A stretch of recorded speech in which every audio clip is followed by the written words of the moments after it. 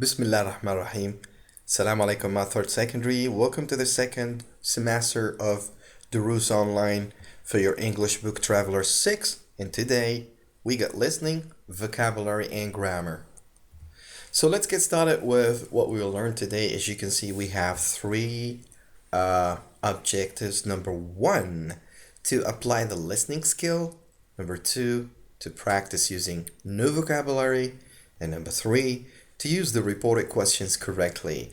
So for number one, I really advise you to get your headphones ready because we're going to have some listening skill, and it's very preferable that you get a pencil and a sheet of paper so you can take notes.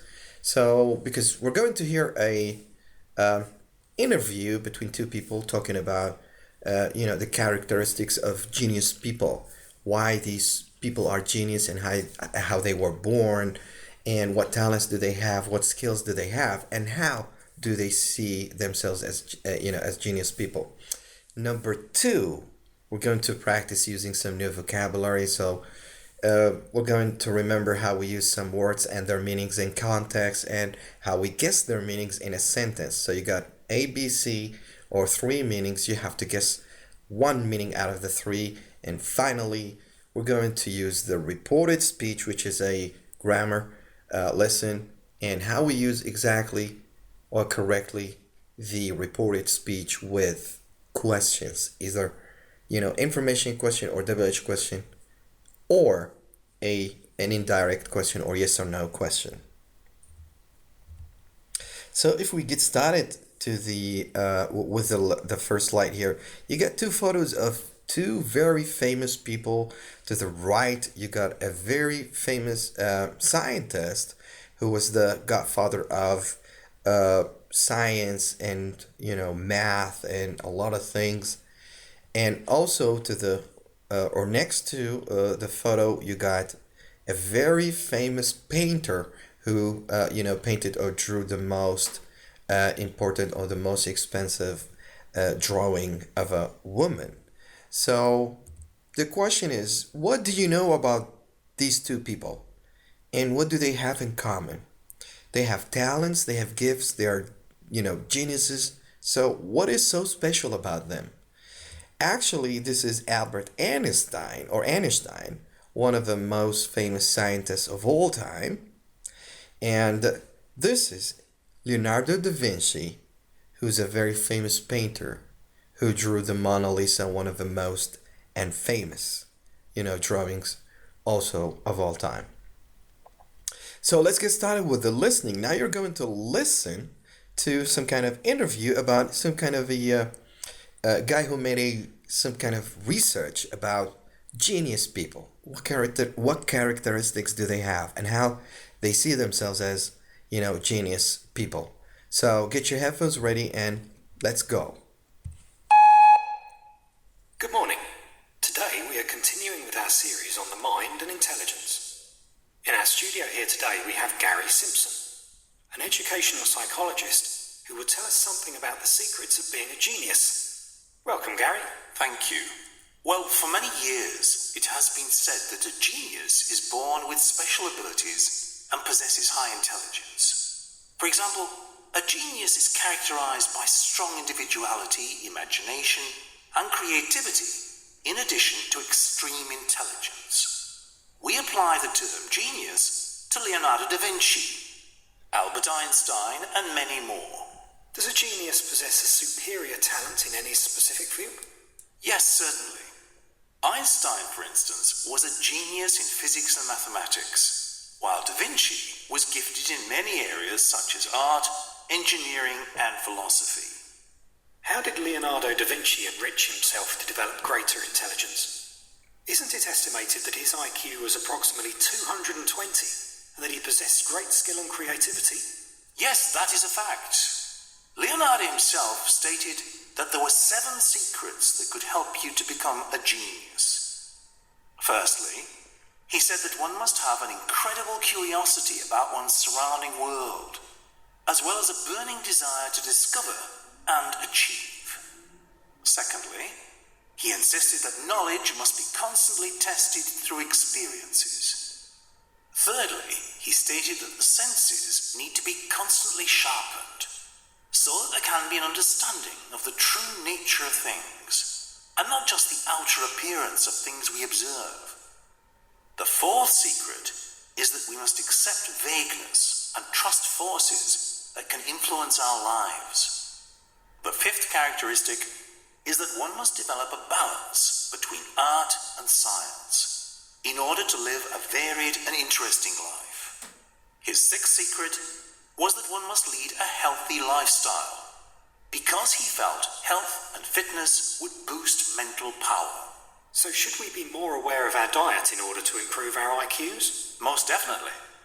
If we eat healthily, we will boost our energy levels and our ability to think clearly and creatively. Remember that creativity is essential to being a genius. What was his final secret? He felt that all the phenomena in the world are connected in some way. That is, energy, laws, nature, and so on. We know that a genius may come in many forms. Leonardo was artistic. What can you tell us about Albert Einstein? We know he was a mathematics and physics genius. But did his genius show itself in early childhood, or did he develop it later in life? Let me tell you about Einstein when he was young. When he was 5 years old, his father gave him a pocket compass. He immediately realized that there was something in the empty space that moved the needle. This observation left a lasting impression on his mind. Do highly intelligent children have a clearer understanding of situations, or some sort of superior memory? Is that what sets them apart? Yes, they differentiate themselves from others with great originality of thought. For example, when Einstein was 6 years old, he began various creative activities and built models and mechanical devices for fun. When he was at school, he developed a strong liking for mathematics, but he hated the way it was taught by teachers using strict learning methods. Is there any way that we can encourage our children to strive for higher goals? There are many ways. I would advise families to switch off the TV, as it's not a creative activity. I also think that it's a good idea to encourage children to read a variety of books and do arts and crafts. These activities provide a stimulating environment for children and encourage them to think creatively. So, it seems that creativity and the role of the environment are crucial in becoming a genius. Certainly, but a positive self-image is very important too. These children often carry a little notebook or PDA to write down creative ideas and thoughts based on their observations. Yet, most importantly, these super intelligent children ask many questions, and they are extremely imaginative. But don't assume that it's all work and no play for them. They also have fun and enjoy life to the full. Thank you for a most interesting discussion. Okay, so that was it. Albert Einstein and Leonardo da Vinci, who were analyzed by some kind of doctor who said psychologically explain the genius people. Now I hope you remember something, and did you really take some notes, because I'm going to ask you about the listening. So if we move on to answer 1, 2, 3. So first one, besides intelligence, other characteristics of a genius are strong individualism, imagination, and creativity, if you remember this. 2, Leonardo da Vinci believed that about the surrounding world is one of the secrets of being a genius. So he believed that curiosity about the surrounding world is one of the secrets of being a genius. And also for 3, Leonardo da Vinci believed you need sharp senses so you can understand the nature of things. More also from 4 to 7, he also believed that it is important to lead a healthy lifestyle as this increases mental power. 5, Albert Einstein was considered to be a genius in what? Mathematics and physics. 6. The Albert Einstein received from his father had a strong influence on him. When he was 5 years old, he received a pocket compass. And number 7, as a child, Einstein hated the way mathematics was taught in schools by teachers in strict ways. So that was the lesson in part. Now let's move to some kind of adjectives and nouns and collocations.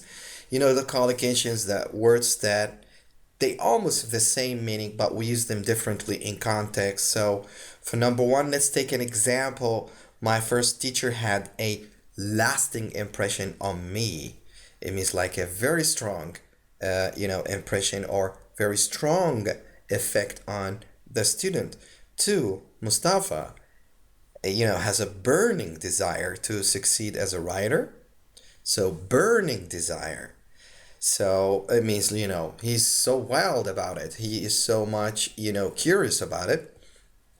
3, some years ago, people used to rely on IQ tests to estimate their mental power. Their mental power, it means their wits and their power of the power of their brains. Now let's pick one of the words that really fit in the meaning. So choose the correct completion for the following sentences. 1. Our facilities offer a wide what?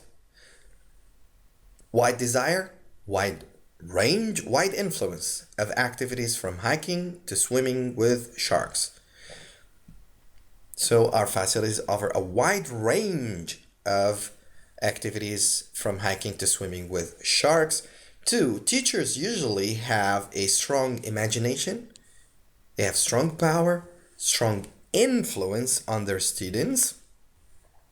3, it's only common what? Sense, common environment, common impression that you don't leave the lights on when you're not at home. So it's a common sense. It's a common sense. So our facilities offer a wide range of activities. 2, teachers usually have a strong influence on their students. 3, it's only common sense that you don't, leave the lights on when you're not at home. Now let's jump off to the third part of our lesson, which is the grammar. Now we're still talking also in Unit 3 about reported speech, and today we have reported speech with questions. And we know in English we have 2 types of questions. 1, which is information question, or previously known as WH question.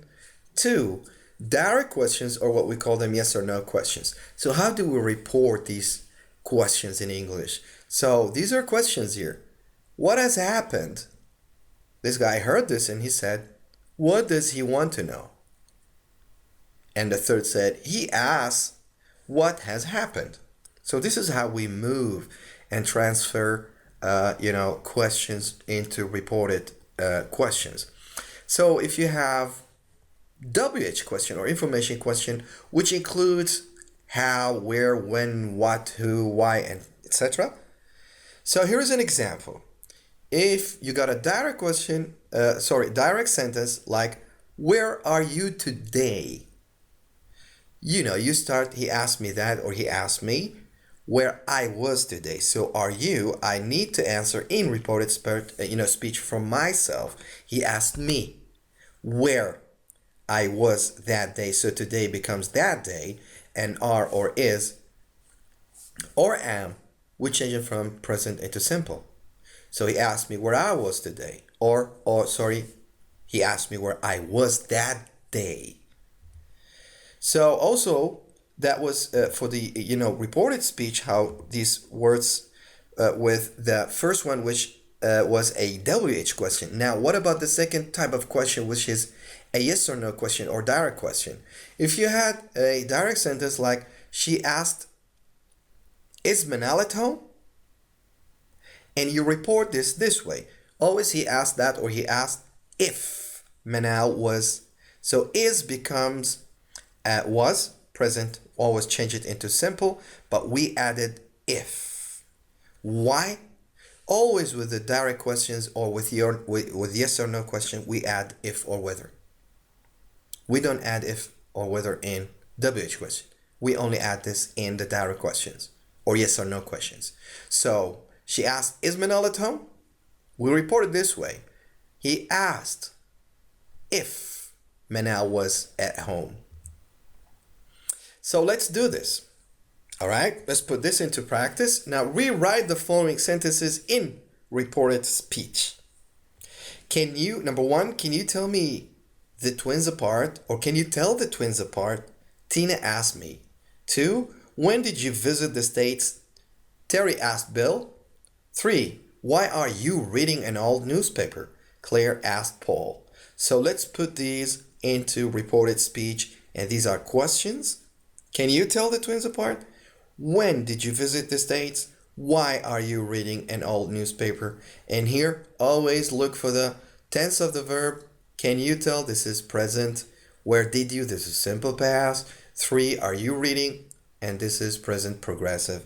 So for number 1, Tina asked me, take this here. Tina asked me, oh, this is a yes or no question. So we add if. Okay. Can you tell me the twins? So Tina asked me if I could tell the twins apart. So can becomes could, always from present to past. So Tina asked me if or whether one is correct. You can say Tina asked me if I could tell the twins apart, or Tina asked me whether I could tell the twins apart. Why we added if or whether? Because it's a direct question, or it's a no, yes or no question. Okay? We changed could, which is here can, we change it into could from present to past. 2, when did you visit the States? Terry asked Bill. So Terry asked Bill when he had visited the States. Why? Simple past, we change it into past perfect. So did you visit? Had visited the States. And number 3, we don't add if here for 2 or 3. Why? Because they are WH questions. They are not direct questions. Why are you reading an old newspaper? Claire asked Paul. So Claire asked Paul why he was reading. So present continuous, we change it into past continuous. So Claire asked Paul why he was reading an old newspaper. So that was all for today. What did we do so far today? Today we have learned, we got some listening skills about listening to a long conversation and try to brainstorm and remember the words or the missing words from the text related to the listening, which was about genius people, Albert Einstein and Leonardo da Vinci. Also, we got some vocabulary about some words and how we put them together. And finally, how we change, direct sentences or direct questions into reported questions. For questions like yes or no questions, we add if and change from present to past. And for WH questions or information questions, we just add the question word, what, why, where, and change also from present to past or simple past to past perfect or present continuous into past continuous. So these are references for you if you like to check out. And for more information and lessons, you can visit our website ain.ag.com and follow us on Twitter for more updates and news. And for any technical support, you can call us on the number on the screen. Thank you all for watching this. Until I see you again, have a good day and Assalamu alaikum.